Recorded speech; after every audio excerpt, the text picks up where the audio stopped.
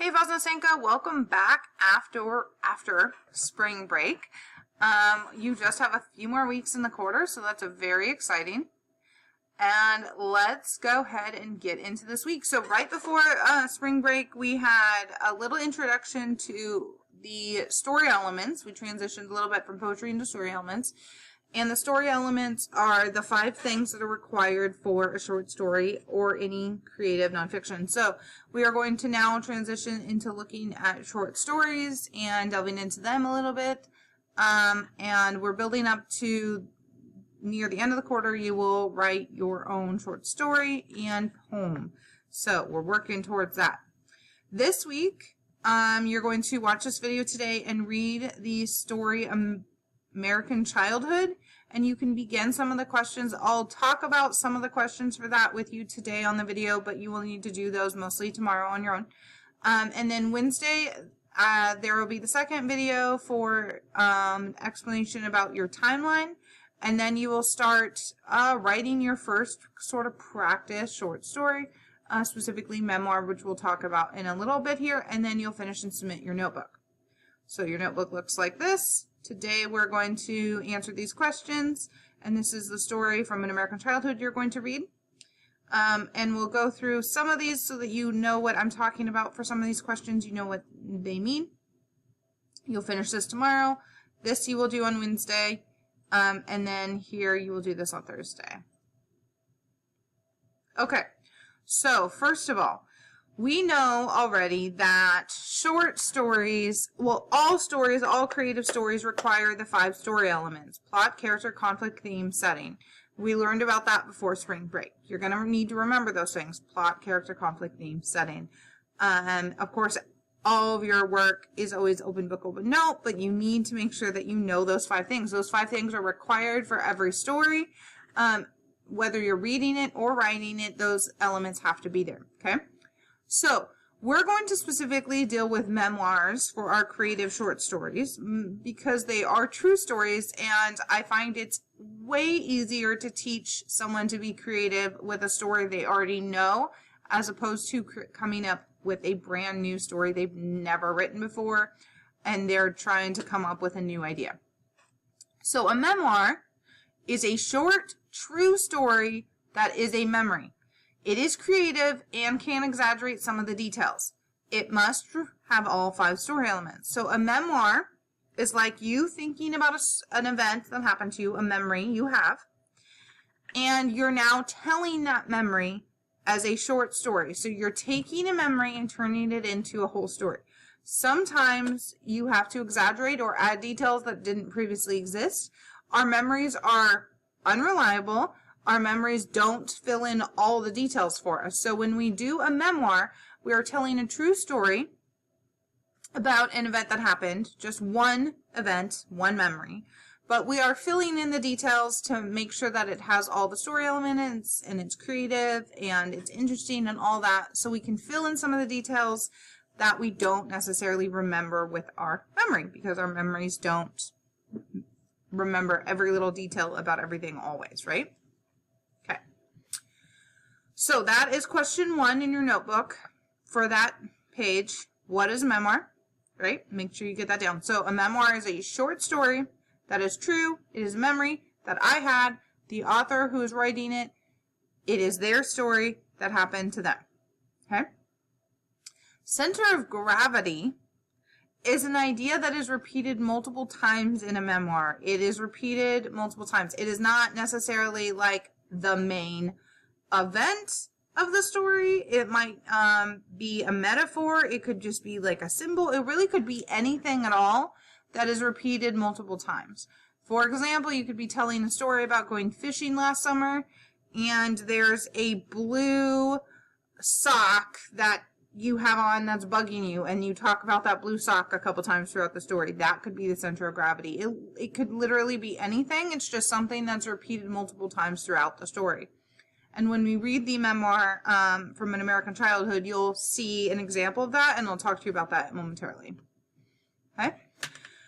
And then the last question I've kind of gone over and explained to you a couple times, but this is very, very important for you to remember it, that nonfiction, which means it's true stories, can also be creative, okay?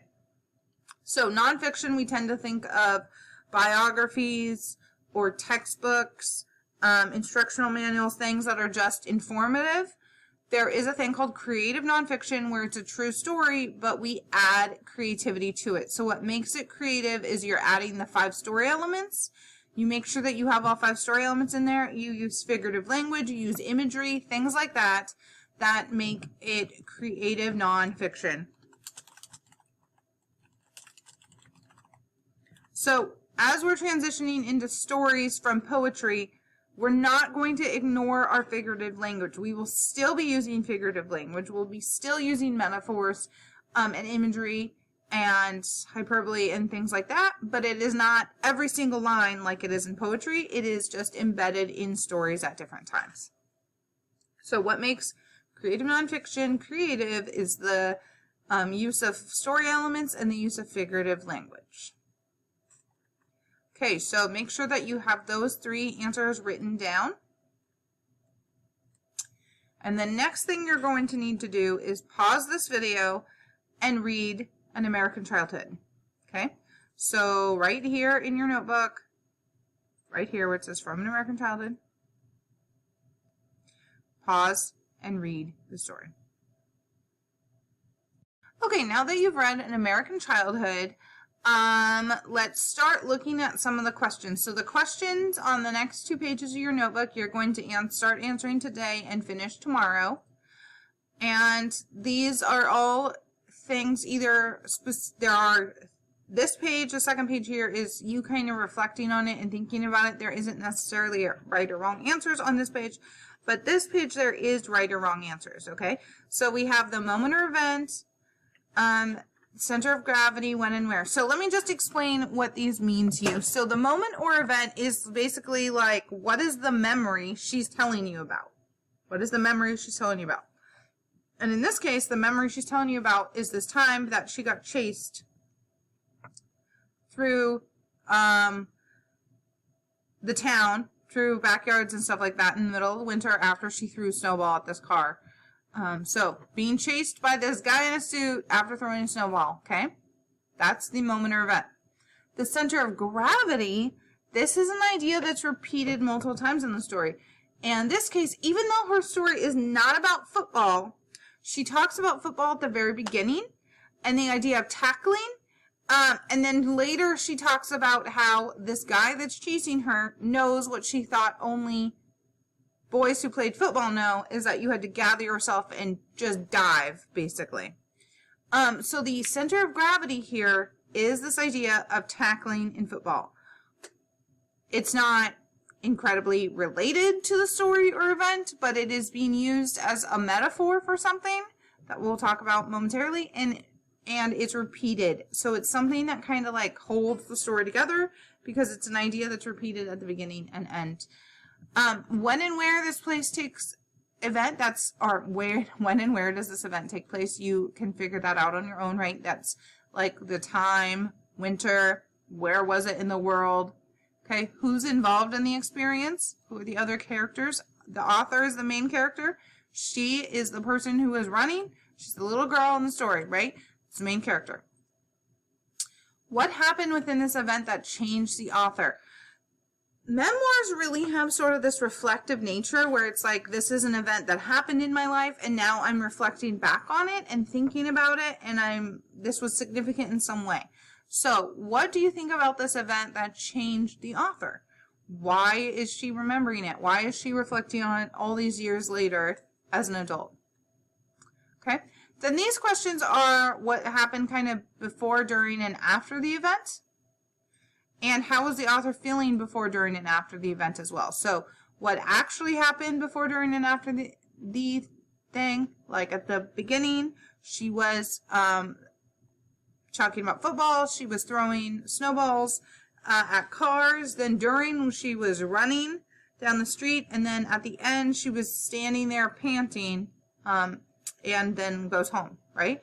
So how the author was feeling before, during, and after. And this is interesting because at the end of the story, she says that she's disappointed that just kind of says, "You stupid kids," and just yells at them perfunctorily, which means that it's like you don't really care about it. Perfunctorily means you don't really care about it. You're just doing it because you feel like you have to. You're just going through the motions. She says she's very disappointed. So that would be kind of what you put here. She's very disappointed. That would be the author feeling after this event. Okay. Right here, you're going to go through, like, what does she see? This is the imagery part. We know that imagery is a type of figurative language. It's important in stories so that your readers can picture what's going on. So what does the author see, hear, taste, smell, and feel at any time during the story? So you can do it any time. Like, she probably tasted, you know, like her sweat. So like salty sweat in her mouth, right? She smelt the cold air. It kind of burnt her nose, things like that, right?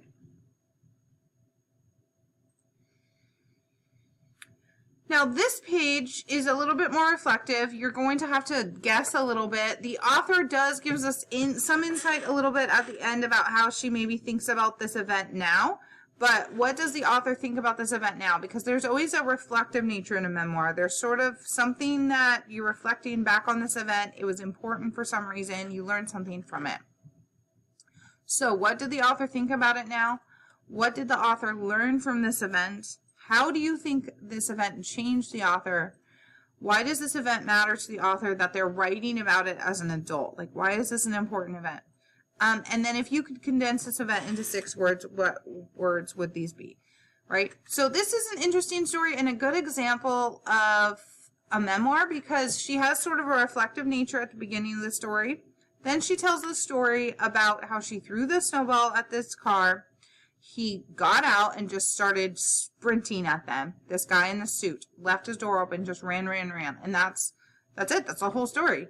But this was important to her because it taught her that adults can throw themselves into things. It taught her to not give up.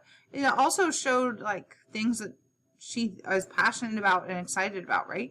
So just because an event is sort of small or seems insignificant doesn't mean it's not very significant to the person who experienced it if you can reflect on it. And then at the end, she does have sort of that reflective piece about why this guy was her hero and why if he killed her at that moment in time, she would have been happy because of the situation. Okay?